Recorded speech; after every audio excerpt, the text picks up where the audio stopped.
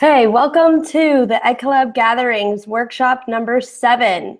For this session, we're going to be hearing from Rebecca, Barb, Rachel, and Lauren, and what we're going to be hearing about the paths of inquiry, questioning, and curiosity to support disciplinary learning grades K to 12. All right, so take it away, Lauren. Thank you, Diana, and thank you for all of your help this morning getting us started. We are eternally grateful. Welcome to our session, Paths of Inquiry.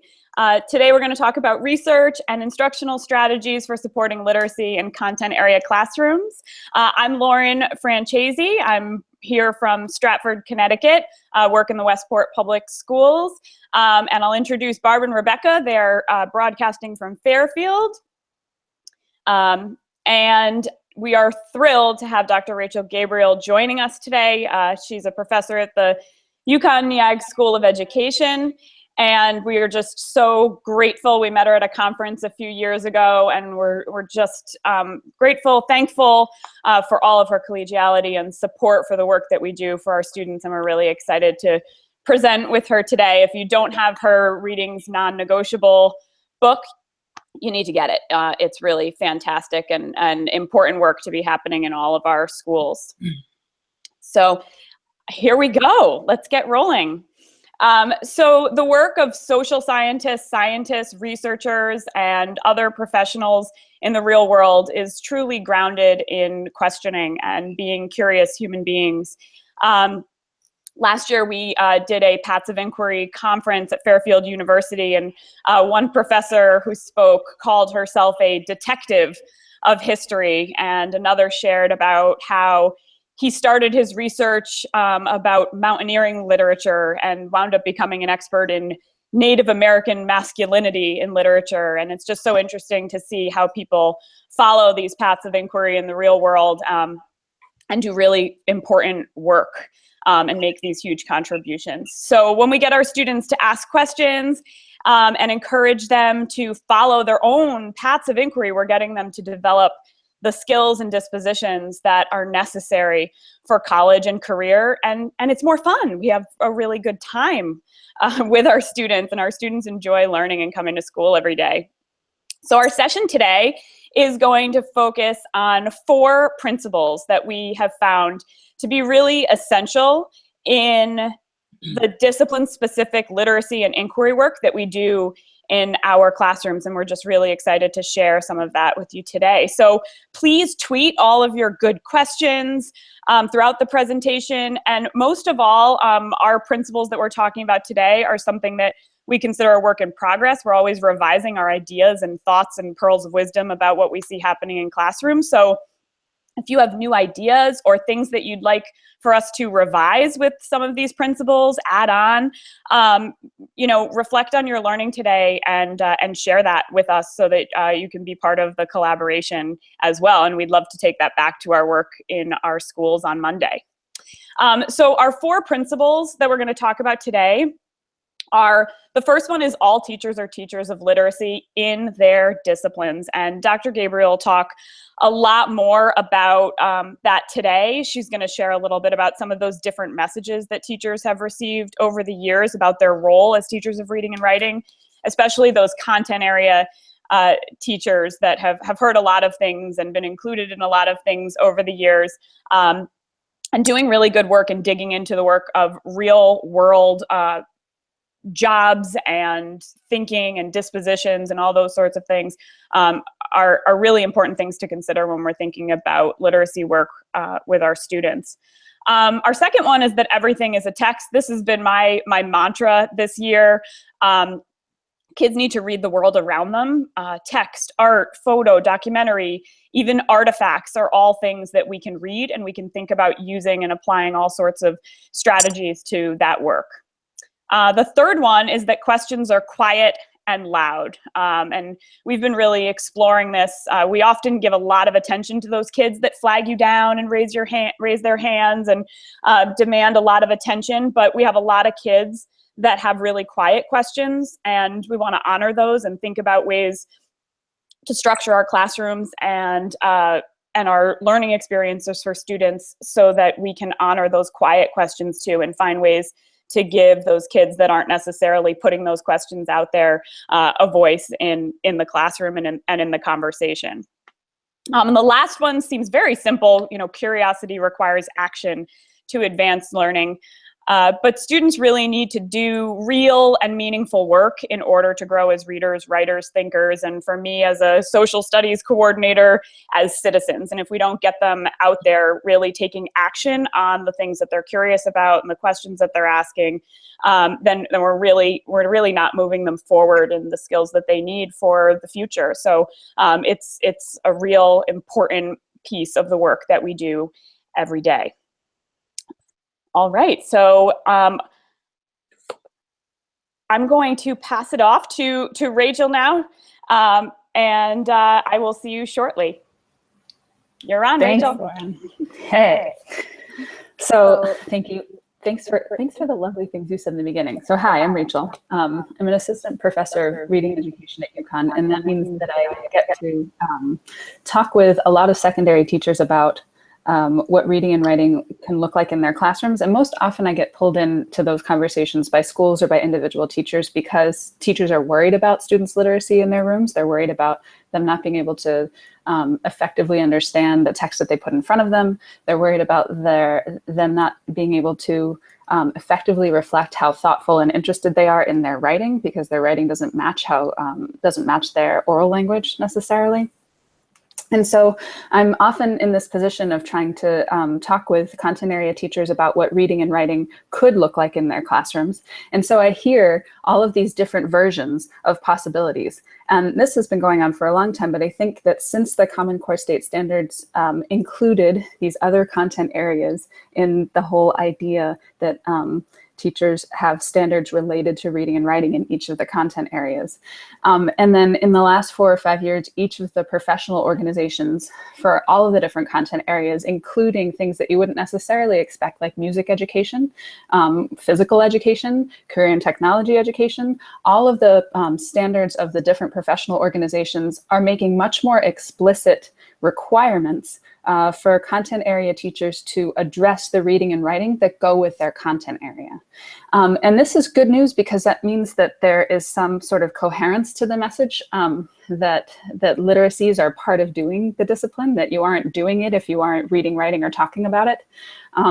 However, those of us who've been in education for more than a month have probably heard a mixed message about what that should look like. So I have on these little thought bubbles just a handful of the different messages that I've heard back from content area teachers about what they think that they should be doing, or what they think they are doing, or what administrators ask them to do, whether that feels like it's a match for what they believe in or not. And you can see that they kind of range between saying, well, everybody is already a teacher of reading, so you must already be doing it like subliminally, to the idea that you really should, stop your lesson early, to leave some time at the end, to get on board with the team and help out with the reading and writing scores.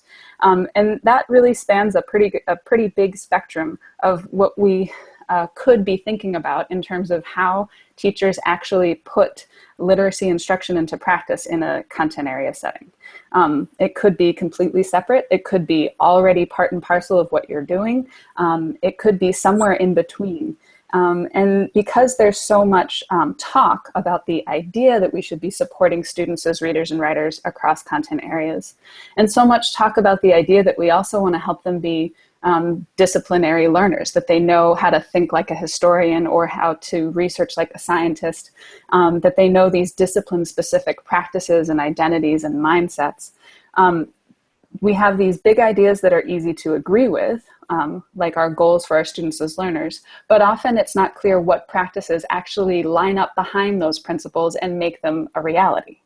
And since there are these mixed messages, teachers try lots of different things, or are encouraged to try lots of different things that sometimes don't add up to making that principle a reality in their classroom. So if we can look at the very next slide, I have kind of a picture of the spectrum here. from a strategy orientation, which is one end of the spectrum, where we say, you know, if we help students be better readers and writers, then they'll do better in all of their content classes, and they'll learn all the content in a much more robust and independent way, and they'll be very engaged in it because they understand it, and then their own kind of curiosity can take it from there. And so at that far end of the spectrum, we think about just sort of making kids better general readers and writers and teaching generic reading strategies. And in the middle, there's this sort of compromise area where sometimes teachers receive messages that your content is important, but reading is also important. So can we think about how you could do a little bit of both? And this often looks like taking a reading practice that you might think of for language arts discipline and layering it on top of something like science. Like, we're going to read a novel about a scientist right before we study the concept that that scientist developed. So doing sort of both in tandem and in parallel. And there are some benefits to that and also some costs, because you are taking some space away from science to read about scientists in a format that is probably more associated with the kind of thinking, reading, and writing that you would see outside of the discipline of science. Not that it couldn't inform science, but if you have limited time to apprentice students into the practices of science as a community, there is a little bit of a risk attached to doing other things during that precious time. And so because of that little tension, the spectrum kind of keeps going all the way to the right, which is what I'm referring with my team of researchers to as a social practice orientation. And we got that term from Elizabeth Moji, who has written a lot about disciplinary literacy, a lot of brilliant things about disciplinary literacy that I think are really inspiring. But again, they make me wonder, I love this idea. How do I actually do it? Or how would I help teachers do it in their classrooms? So that other side of the spectrum is the idea that if you are doing the discipline, literacy was always already there. And doing the discipline is so interesting and engaging in itself, like actually being engaged in inquiry or in solving a problem or in building something, is so interesting in itself that it provides the motivation to do some pretty specialized and complex literacies, as long as teachers are aware of the support that they might need to give students in order to engage with them. So on this end of the spectrum, you might not see any reading strategy posters on the walls. And you might not see any classroom libraries in a math classroom, but you would see teachers teaching students how to read the text that go along with the disciplines that they're already doing. So if they are engaged in something that really is a mathematical practice, then they have scaffolding and strategies and explicit skills taught about how to read, write, and talk about those mathematical concepts. So we have this whole range, and that's exciting because we have lots of options, and there are pluses and minuses to wherever you might fall on a given day on the continuum. And probably expert teachers go back and forth and provide different kinds of literacy integration depending on what their students need. So there isn't like, we don't like the left side, we only like the right side. We probably need kind of all of this and all of this flexibility. But we still are kind of left with, what are the actual practices that make me live on one part of this spectrum? What are the actual practices that make me live out the principle that all text, everything is a text? Or what am I actually doing in my classroom if I want to live out the principle that all teachers are teachers of reading and writing in their disciplines? Not reading and writing in general, but the discipline-specific kinds of reading and writing that kids need to do to be actual doers of the discipline. So on the next slide, I stole an image from my favorite place, which is Google Images. And then I also stole an image from a recent-ish article from Elizabeth Moji in Harvard Education Review. So on one side of your screen, you see a peanut butter and jelly sandwich. And this is to signify that inquiry and literacy are pretty much like the peanut butter and the jelly in a PB&J. You can't really have one without the other, because literacy in its most basic form is meaning making, which is an inquiry process. What is here? What does it mean? And inquiry requires that we have a medium for inquiry, which is often but not always language, so reading, writing, or talking. So we have this idea that inquiry and literacy are really close together, but again, that's just a principle. What does that mean you do as a teacher in your classroom? And Elizabeth Moji, I think, is getting us closer to thinking about what are the actual teaching practices, if you see at the top, the teaching practices that go along with the disciplinary practices. So all disciplines are about producing knowledge and sharing that knowledge in some way. And so they kind of have this cycle of inquiry within them. And it looks slightly different because they're asking different sorts of questions about different phenomena, but they're all engaged in this sort of idea of inquiry. And if we want to teach students to also engage in inquiry that matches each discipline, then Moji says that there's basically, like, she calls them the 4 E's, 4 practices that we do flexibly and differently in different, in each of the different content areas. And if they're too small, I'll read them quickly. But we have this idea that you start by engaging, like you give students a reason to do something in the discipline. And then you do this eliciting and engineering, that manipulating the content, manipulating the ideas so that students understand what's there and what they can dig their teeth into. Then you have examining and evaluating. And if you're doing all of those things loosely, then you're doing sort of the literacy that comes with your discipline. But what I notice about all of these 4 things, evaluating, examining, eliciting, engaging, is those are all ways of asking questions. And they all require that questions be asked.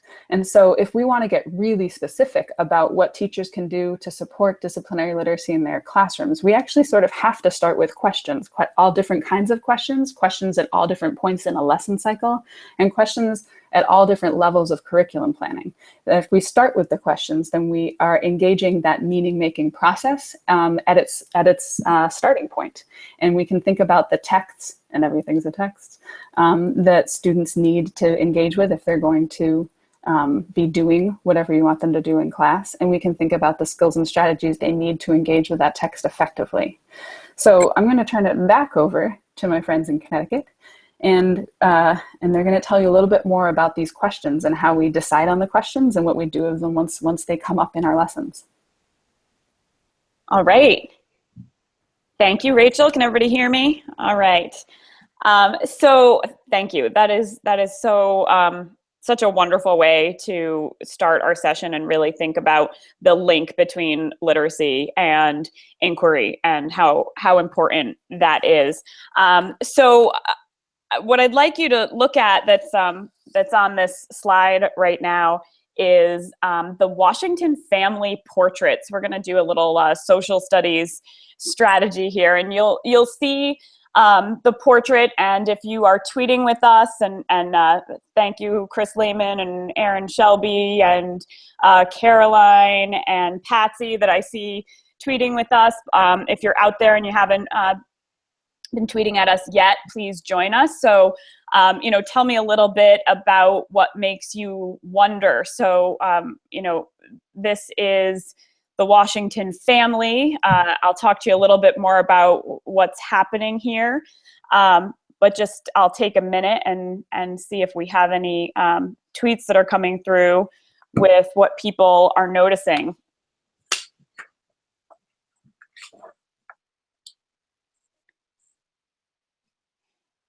So when we talk to students about looking at this image, and this is really starting with everything as a text and taking something, this is the original Facebook that people would have portraits painted of themselves. So they were sending messages and saying something about themselves and who they are through the art.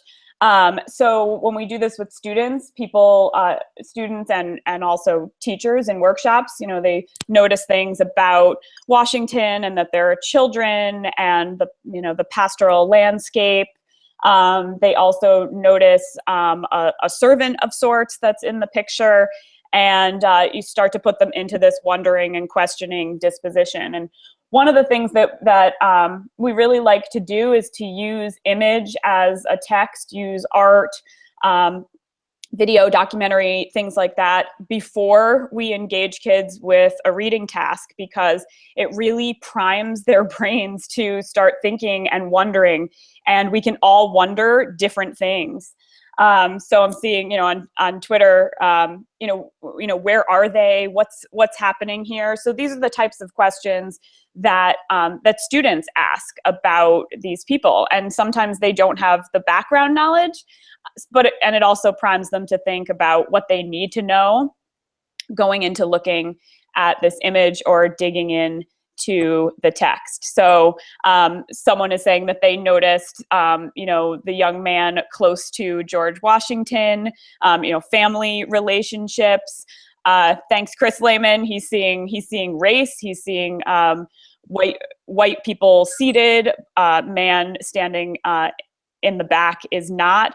So these are really important things. So if we could flip to the next slide, for the students, after kind of doing this, what makes you wonder, what we do is, this is where we can take a read aloud, and we don't do enough read aloud with our secondary students. I think it's really important to read aloud to them and really dig into small passages of text and really think about what we can wonder from even a really small passage. So Kenneth C. Davis just came out with a new book. It's called In the Shadow of Liberty. It is a young adult book, really for grades kind of 7 and 8 and up. And it's really beautifully done. And he starts the book with this Washington portrait. The image is in the book. And he asks this question in his first chapter: who is he? And he says, standing in the 1796 portrait of the Washington family is a house servant in uniform, a black man in profile, his features vague and shadowy. The other figures are clearly shown: President George Washington and his wife Martha, along with their grandchildren Nellie and Wash Custis. We know that the map on the table shows the site of the nation's future capital city. But who is the black man in the shadows? Nobody knows for sure. So now we add another layer of wondering, where kids have to really dig in to what the author is saying and how the author is using the text of an image to inform their writing and their research and what their interest is in this topic. Because Kenneth C. Davis is the question asker. He's the don't know much about history author, and he's all about questions. So what kinds of questions is the author asking, but what questions is the author asking us to ask as well? So this is really a great example of a historian engaging in inquiry and how he goes on to research something much more deeply. And what I love about this is that other historians might look at that painting and wonder different things. So real world social scientists ask questions and follow different paths, like detectives, like I mentioned earlier, and kind of challenging skills of reading and writing become more manageable to differentiate here, because students can pursue a line of questioning using a range of materials and develop some unique conclusions. So, and sharing those conclusions really makes your classroom an exciting place. So if we flip to the other slide, I just have highlighted some things that you could be interested in. And, certainly Kenneth C. Davis was really interested in this house servant, this black man in the shadows. And his book really goes on to explore, the slaves that were held by many of the founding fathers and telling that story. But kids can ask questions within this about, the portrait itself, like what about the author? The Washington family, they want to know. Most people, when they look at this initially, think that the children in it are Washington's children, but we soon realize when we look at it that they're grandchildren. And so what do we not know about the story of the Washington family? So we could look at that. Martha is at the table. His wife is at the table with this map. What does that say about their relationship? What does that say about her? You might want to learn a little bit more about her. The map itself is something to think about, mapping out the nation's capital and what that really means. So this type of activity also brings up something really important that I like to talk about with teachers is, I call it challenging the narrative. So Ken Davis took this moment in American history that's being represented in a portrait and considers that there are different perspectives and other important messages that were coming through in that text. And so those quiet and loud questions that we were talking about really find a way to be honored here through using a visual and a text together to get kids thinking about a particular moment in history that they might typically study with a a pretty concrete narrative about the first president of the United States, or a traditional narrative. But the kids really think about what makes sense to them. So, if we scroll to the next slide, what I would really ask students to do is, I would say to them, Kenneth C. Davis chose to tell the story of the house servant in the shadows, which is a really, really important story to tell, particularly at this moment in American history, given what is happening right now. But for kids, it's, what story would you tell? Do you want to tell the same story? Or do you have other things? So we get kids really engaged in the inquiry process by thinking about all of these things. The year 1796 was important. I mean, we're seeing in this portrait as Washington leaving office, and we have the first contested U.S. election ever. So there's this important moment. Kids who are interested in art might want to really look into the artist who painted the portrait and what they were thinking. So there are a lot of things that kids can go in and explore and really bring together their work and engage with the discipline in a way that makes sense for them. And then, of course, that top layer of the graphic you see right now is more about, what are they going to do? They're going to engage in research skills. They're going to engage with nonfiction texts. They're going to look at primary documents. They're going to do the work of social scientists. So my last slide. Okay, so I'm on my last slide. Okay, great. So I think that it's just really important to think about the work that we do with kids and really engaging them like social scientists in the discipline. And I'm going to pass it off to Rebecca and Barb and go back to Twitter and see if people have any other questions, because that was fast. Thanks. Thanks, Lauren. I'm super excited to chat with you guys today about all the ways we can envision literacy being alive and well in the science classroom. As an English teacher and science literacy coach, I've had the opportunity to witness how challenging reading can be in the science classroom. But as Lauren was talking about, and Rachel as well, we really believe that all teachers are teachers of literacy. So we're going to talk a little bit today about the shift that we're trying to foster, from focusing on textbook reading to more authentic texts.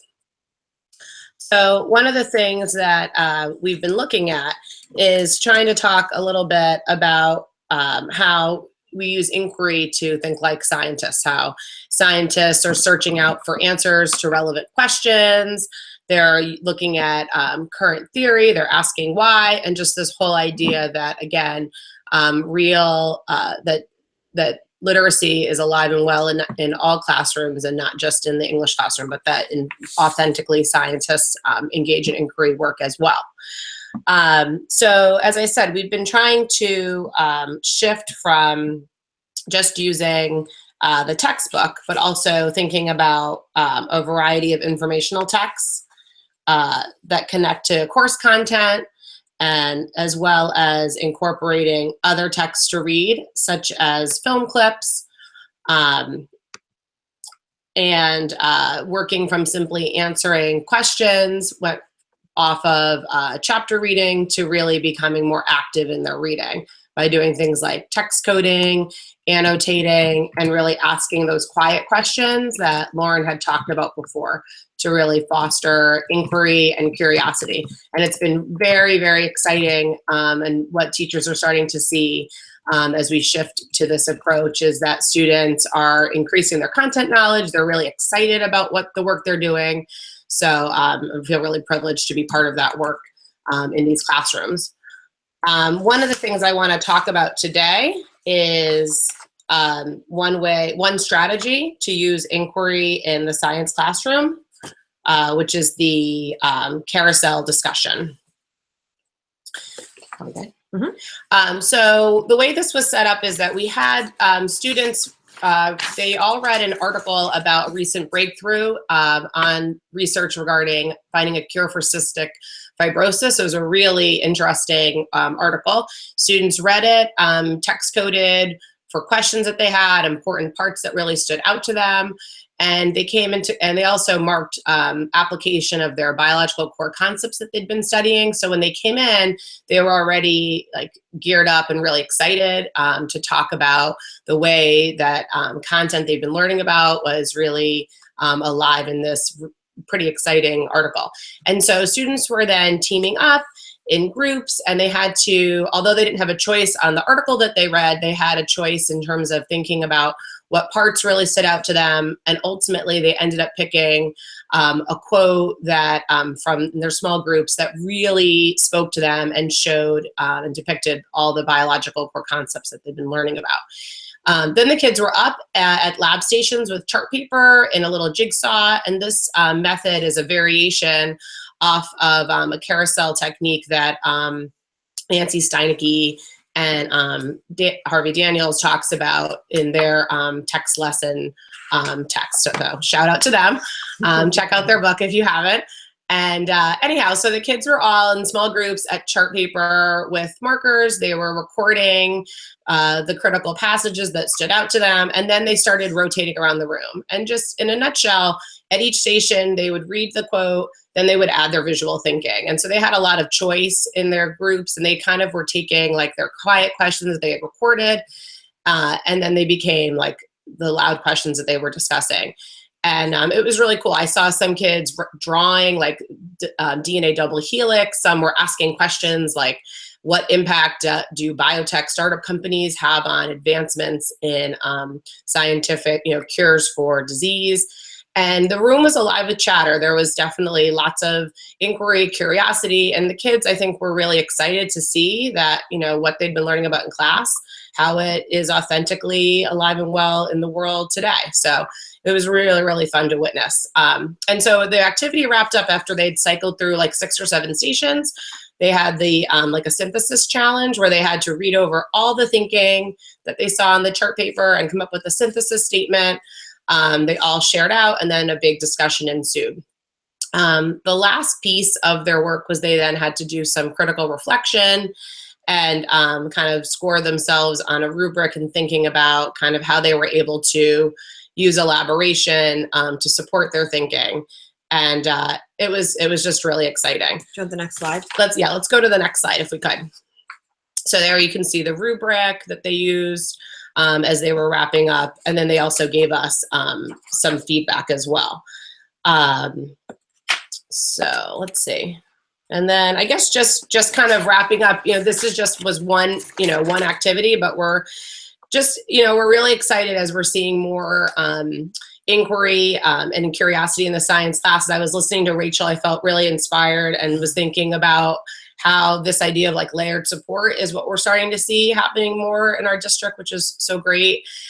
For example, we have this new elective that's actually using the text Packing for Mars as like a framework for the whole class. So totally pumped about that. And just thanks for listening in today. I'm excited to see what we have going on Twitter. And I want to pass things over now to my partner in crime, literacy coach extraordinaire, Rebecca Marsick. Hi, everyone. I can't believe how quickly it's going.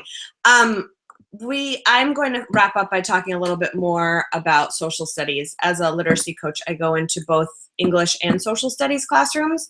And something that we talk about a lot is how students in all disciplines really need to continue working on their inquiry skills, regardless of grade level, regardless of ability. I am in classes, co-taught classes all the way through AP, and I see that this is a skill that all students really need to continue working on.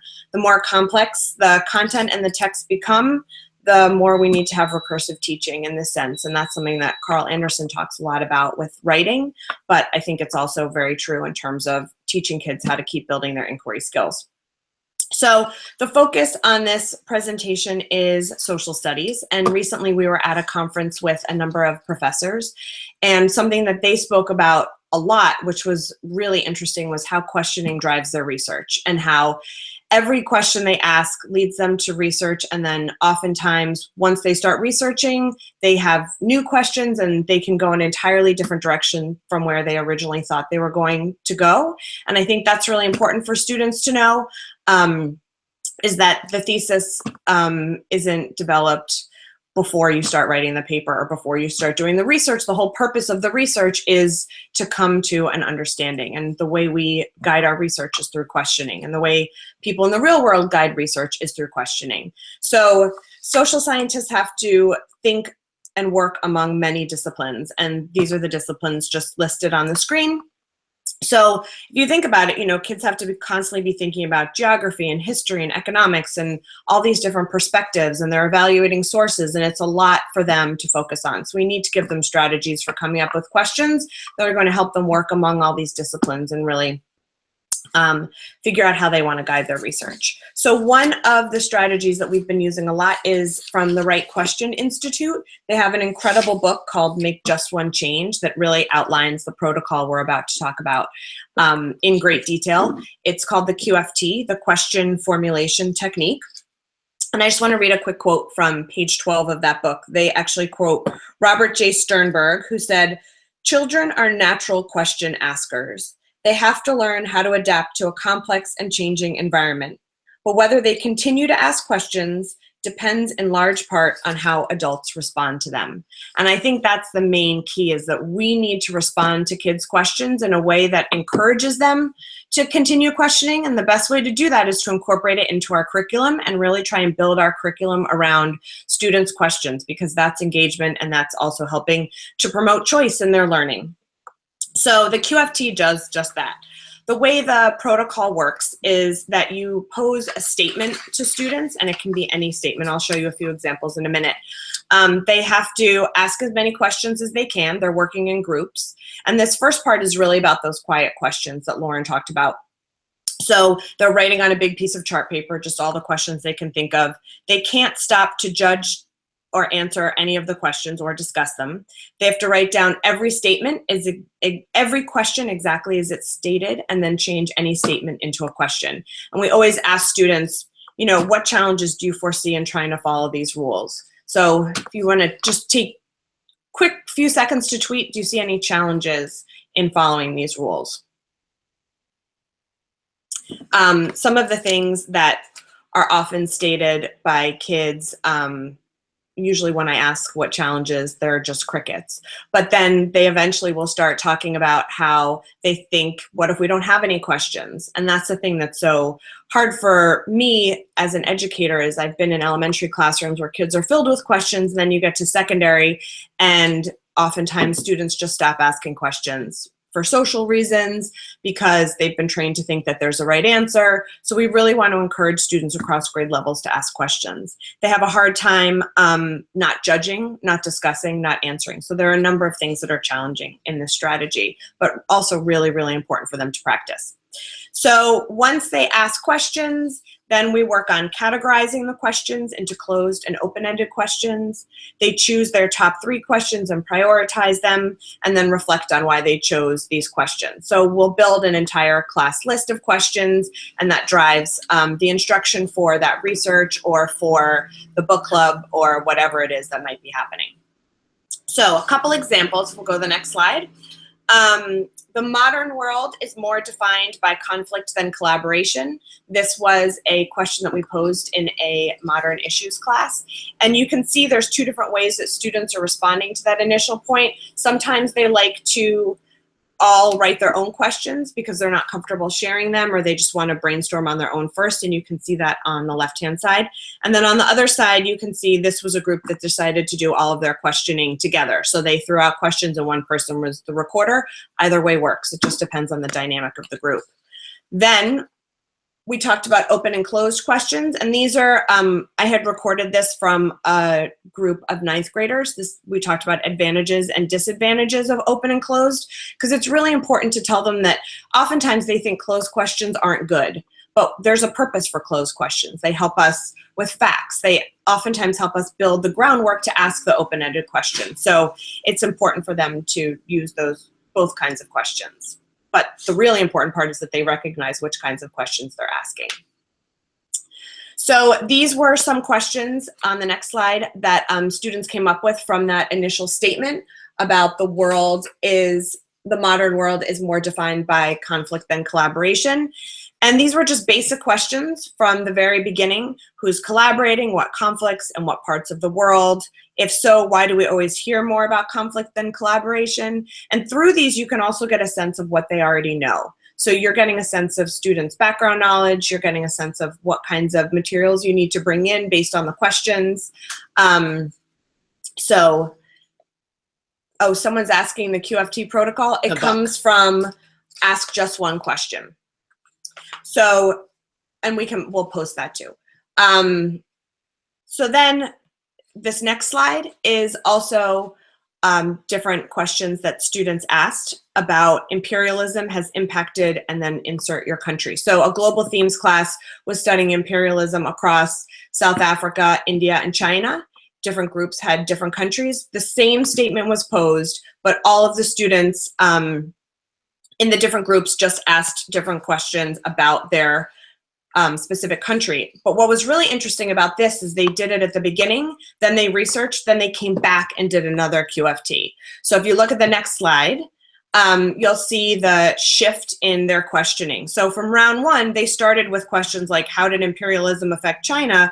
After they did some research, they started thinking about, okay, what were some of the motives to imperialize China? How has China's political structure been affected by imperialism? So they were digging deeper and getting more specific, and you can see that that's building on their knowledge based on their research.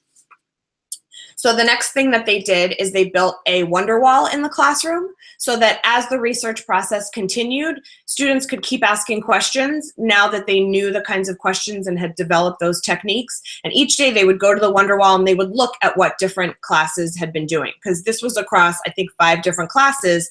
There was one wonder wall. So everyone who was researching China from 5 different classes, all those kids could have an even broader audience, an even broader base of gathering questions and research information. They would share texts that they had found, and they would share questioning and research, and it was really a very collaborative experience for them.